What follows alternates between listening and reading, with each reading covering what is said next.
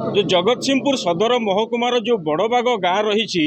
Eighty जो भली भावे गोटे भयंकर विस्फोरण घटिला जे बाण गच्छित रही बेले घरे ये भाव विस्फोरण घटी आ ये विस्फोरण एते भयंकर थिला जे मु सीधा सड़क देखा कहबी ये जो छात घर छात उड़ी जाइए एवं बाकी कांथ सब भांगी पड़ी बर्तमान जेटा पाखक जावा संभव नुह बारण अच्छी कहीं रेस्क्यू चली छात कौ समय गली पारे से ओड्राफ टीम एवं फायर ब्रिगेड पुलिस प्रशासन समस्ते मिलित भाव बर्तमान रेस्क्यू ऑपरेशन जारी रखिंट जमती आम देखुचे से मैंने छात तले बर्तमान जग देकी टेकिकी रखिंट एवं ता भितर बर्तमान सुधा चली ऑपरेशन चली जे आउ जो जड़े रही घर भितर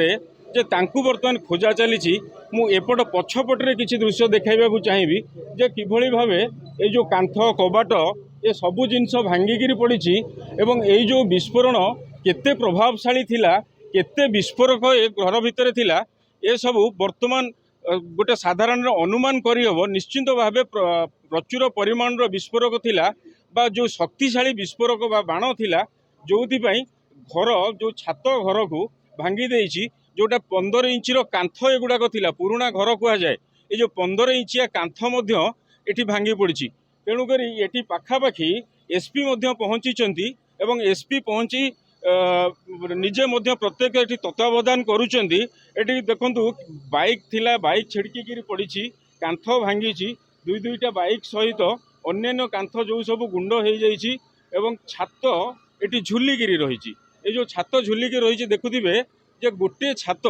तीन भांग होकर भांगी जाइए एवं ता तले जग दि जाइए एवं जग दि जाए भितर रेस्क्यू ऑपरेशन चली एवं जो लोक मृताहत होती से लोकटीर बर्तमान से दृश्य देखा संभव नुह कारण एते विभत्स होती से चित्र से विभत्स चित्र को आम साधारणतः जनसाधारण को देखा संभव हो पारुनी तेणु आउ गोटे कथा कही रखा चाहे जो प्रशासन पक्षर जो रेस्क्यू ऑपरेशन चली युद्धकालीन भितर चली जो मृताहतों संख्या जोटा कि आम निश्चिंत करते गोटे एवं आउ दुई जन जो मैंने गुरुतर अवस्था थे हॉस्पिटल जगतसिंहपुर पर कटक स्थानांतर होती से जीवन संकटापन्न रही अन्य जड़े जी रही घर भितर चापी होई तांकर जेपर्यंत उद्धार करा जाइनि बा तांकर पता मिलनी से पर्यंत आम बर्तमान किसी स्पष्ट कहवा उचित हेबनी तेणुक एभली स्थिति ये जो राति विलंबित राति जो दुर्घटना घटिला ये जो विस्फोरण घटिला ये विस्फोरण को प्राय पूर्वर जगतसिंहपुर आखपाख अंचल एभली विस्फोरण घटी नाला बर्तमान घटनास्थल में तहसिलदार पहुंची उपजिलापाल पहुंची एसपी आगुरी आसिक पहुंची तेणुक समस्त प्रशासन के अधिकारी आसी एटी जोटा कि कटर माध्यम बर्तमान कांथ कटा जाउछि एवं लाइट्र व्यवस्था करा जाइछि एही भली भावे वर्तमान सुधा रेस्क्यू ऑपरेशन चलछि।